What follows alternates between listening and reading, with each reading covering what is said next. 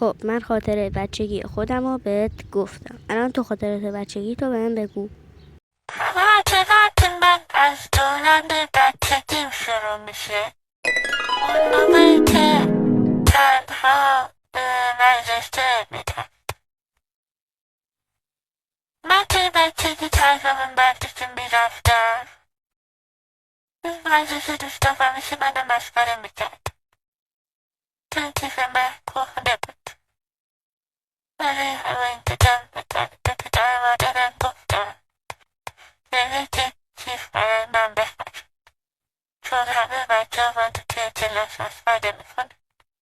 برای همین پدر مادرم برای من یک کیف یک نو خریدن و من اونو استفاده کردم و روز بعدش به مدرسه بردم.